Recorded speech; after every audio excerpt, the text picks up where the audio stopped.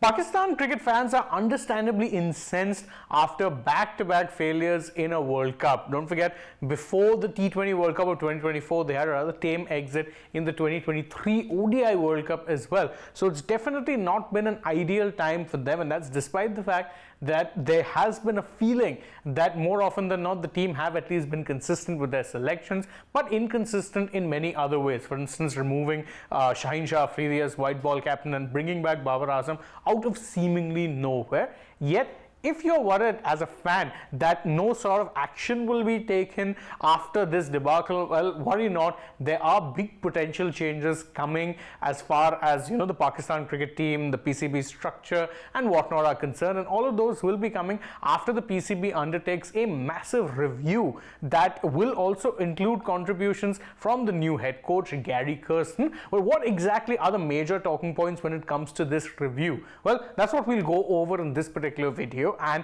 let's start off with the one thing that has been irritating a lot of Pakistan fans: the selection committee. Now, currently the way the selection committee works is that it has 7 full-time members and there is no actual chief. And this is something that has irked a lot of, let's say, fans, because the logic really is baffling. Every single cricket board will have a selection committee with one chief and others then who will, let's say, play supporting roles. But the PCB has 7 selectors, no chief, with every single selector having an equal vote. It is a system that has come under fire, and one of the people who has come under fire a lot is former Pakistan pacer Wahab Riaz. We'll get to him in more detail in just a bit. But the issue here is that they're going to try and streamline it further and potentially bring back the idea of a chief selector to ensure that there is someone with a position of accountability in the selection committee. That's not to say that fans and experts weren't holding one person in particular more accountable than the others from the current selection committee.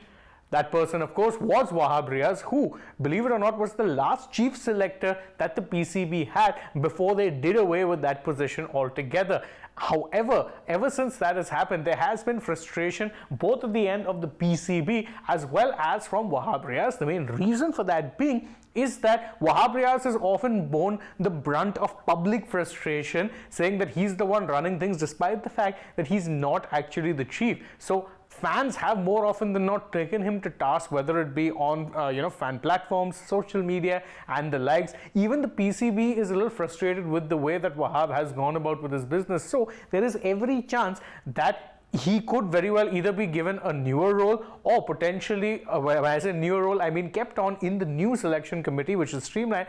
But there's every chance that he could leave, and even if they do bring back the role of the chief selector, certainly won't be Wahab Riaz who takes up that mantle. So that is something that's pretty interesting when you're looking at it. Of course, they're going to be looking to change their selection structure, but what about changing the captain? That has been one of the more consistent frustrations among Pakistan cricket fans, that you had Babar Azam resign, then just a few months later you brought him back, and he's now overseen back-to-back failures in back-to-back ICC tournaments. What about his future? That is also something that many believed would have been on the agenda, but sorry to disappoint you, that's probably not going to be the case. There's not going to be an immediate decision made on the captain by the PCB, and the reason for that is very, very simple.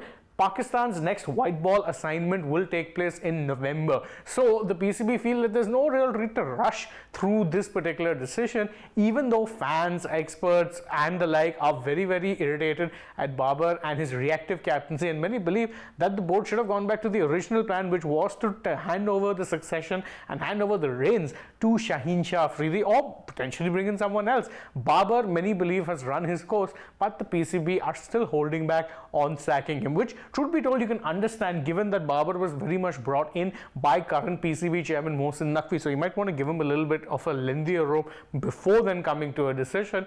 But it definitely seems like change is coming in Pakistan cricket and the whip is being cracked. How effective any of these changes are in the short term, we don't know, and how effective they are in the long term, even that I'm not truly sure of, because one of the major problems, of course, with Pakistan cricket is chaotic decision making that comes very much from the top. The PCB is forever in a state of volatility, chairman change, selectors change, but the way of doing things doesn't really change, and that also will not go ahead and solve Pakistan's other major issue, which is a lack of top tier talent emerging from the domestic or franchise T20 league. How these things get solved are perhaps bigger issues than what are being focused on right now, but that's just my opinion. What do you guys think? You can let us know that in the comments below, and don't forget to like this video, share it with your friends, subscribe to the channel, tap the bell icon, follow us also on social media. We're on Instagram, X and Facebook.